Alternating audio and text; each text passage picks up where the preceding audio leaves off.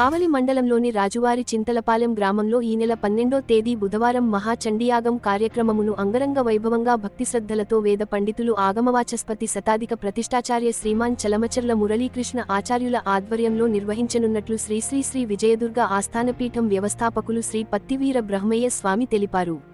ఈ సందర్భంగా రాజువారి చింతలపాలెం గ్రామంలోని ఆస్థాన పీఠంలో మీడియా ప్రతినిధులతో మహాచండీయాగం నిర్వహణ అంశాలను వివరించారు.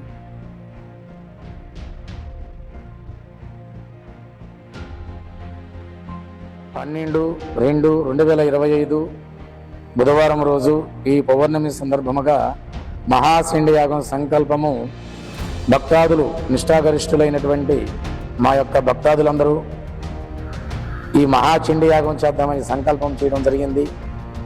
ఆ యొక్క సంకల్పాన్ని మా దృష్టి తీసుకురావడం జరిగింది.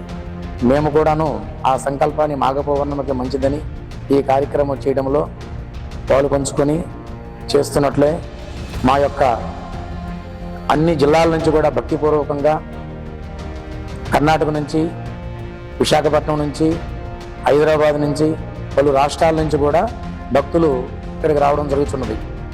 అయితే ఈ యొక్క కార్యక్రమము ఏమిటి అంటే ఏమిటి లాభము అని అనుకోవచ్చు.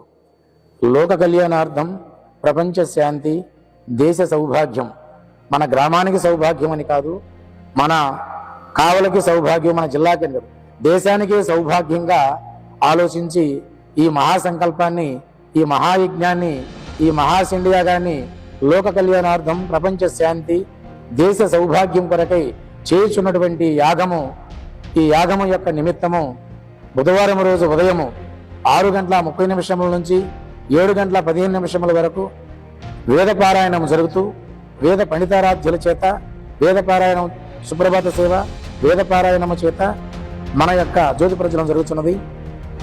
ఆ యొక్క యాగానికి ముఖ్య అతిథులుగా మనకి మన ఎమ్మెల్యే దగ్గుమాటి వెంకటకృష్ణారెడ్డి గారు ఆ వేద పఠనము అయినంత వరకు ఉండి జ్యోతి ప్రజ్వలనం చేసి ఈ కార్యక్రమాన్ని వారి చేతుల మీదుగా జయప్రదం చేయాలని మా యొక్క భక్తులందరి యొక్క సంకల్పముగా భావించారు.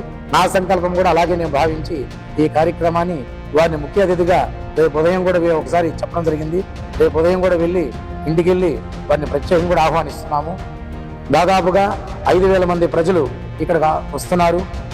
ప్రజలందరికీ కూడాను అన్ని వసతులు ఏర్పాటు చేస్తున్నాం.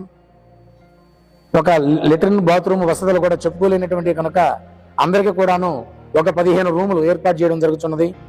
ఆ తర్వాత భోజన వసతి ఉంటుంది. ఉదయాన్నే టిఫిన్ సౌకర్యం ఉంటుంది. ఫ్రూట్స్, షుగరు, బీపీ పేషెంట్లకు ఉండేటువంటి వారికి డాక్టర్ల యొక్క సదుపాయం కూడా ఇక్కడ మేము కల్పించాము. ఆ విధంగా ఎవరెవరికి ఏ అవసరాలు ఉన్నాయో ఆ అవసరాలను దృష్టిలో పెట్టుకొని డాక్టర్లు ఉంటారు. అలాగనే మనకి టీటీడీ దేవస్థానం యొక్క ఓం శక్తి మహిళా విభాగం దాదాపు 25 నుంచి 45 మంది మహిళలు ఇక్కడికి ముందు రోజుగానే వచ్చి సేవా కార్యక్రమంలో పాల్గొని ఎవరికి కూడా ఏ యొక్క లోటు లేకుండా ఇక్కడ ప్రసాదాలు ఇవ్వడం కానీ, ఇక్కడ భక్తులకి హోమ ద్రవ్యములు ఇవ్వడం కానీ, హోమాలు చేసే కార్యక్రమంలో కానీ ఎవరికి కూడా ఏ లోటు లేకుండా వాళ్ళందరూ సహకారం తీసుకొని ఈ కార్యక్రమం చేస్తున్నాం. అనగా నేను ఒక్కరినే చేయలేనటువంటి కార్యక్రమం. నేను కూడా ఒక మనిషిని, ఒక శరీరంతో జన్మించినటువంటి వ్యక్తిని.